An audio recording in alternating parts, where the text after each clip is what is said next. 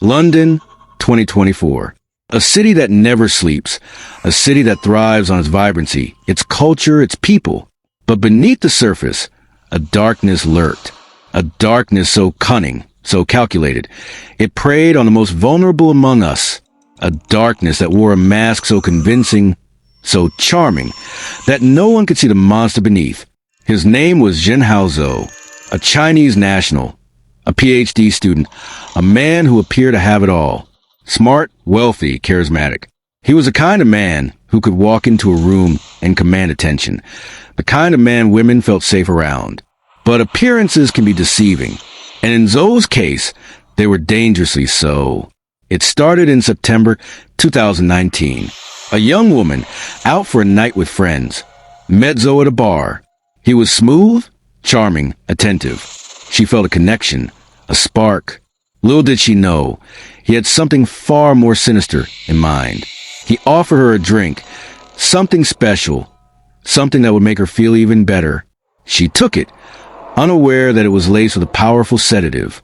The next thing she remembers is waking up in a strange room, disoriented, confused. Her clothes disheveled, her body violated. She had been drugged, raped. She thought it was a nightmare, a figment of her imagination.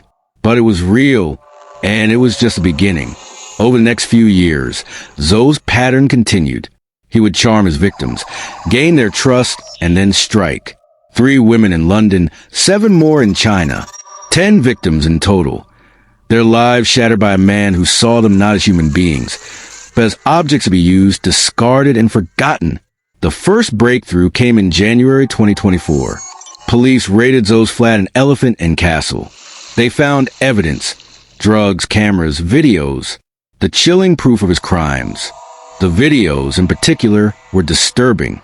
They showed Zou drugging his victims, raping them, all while maintaining his charming facade. It was a twisted performance, a sickening display of power and control. At the sentencing hearing at Inner London Crown Court, the truth could no longer be hidden.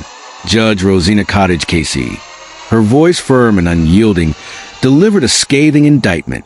She called Zou a sexual predator, a man who uses intelligence and charm to mask his true nature. She described how he had treated his victims callously, as sex toys for his own pleasure. She spoke of the videos, how they had been extremely distressing, how some who watched had wept. At the sentencing hearing at Inner London Crown Court, the truth could no longer be hidden. Judge Rosina Cottage KC, her voice firm and unyielding, delivered a scathing indictment. She called Zou a sexual predator, a man who uses intelligence and charm to mask his true nature. She described how he had treated his victims callously, as sex toys for his own pleasure. She spoke of the videos, how they had been extremely distressing, how some who watched had wept. Zou's case is a chilling reminder of the dangers that lurk in the shadows. A reminder that evil can hide in plain sight, that predators can wear masks so convincing, so charming, that they are almost invisible. It's a reminder that we must always be vigilant, always question, always protect those around us. But Zou's case is also a symptom of a larger problem. A problem that plagues our society, that allows predators to operate with impunity. We live in a world where sexual violence is still rampant, where victims are often blamed, where justice is too often delayed or denied. We see it in the headlines, mass shootings, terrorism, global conflicts, but we must not forget the individual tragedies, the personal horrors that happen every day. Think of the recent cases across the world. Women disappearing, only to be found weeks later, their lives stolen. Think of the countless unsolved rapes. The victims left to suffer in silence while their attackers walk free. Zou's case is just one of many. It's a symptom of a broken system, a failure to protect the vulnerable. But there's also hope. Zou's case has sparked conversations. It has led to increased awareness, to better laws, to a demand for change. It's a call to action, a demand for justice, for accountability, for protection. The victims of Zou's crimes will never forget what he did to them. They will carry the scars for the rest of their lives.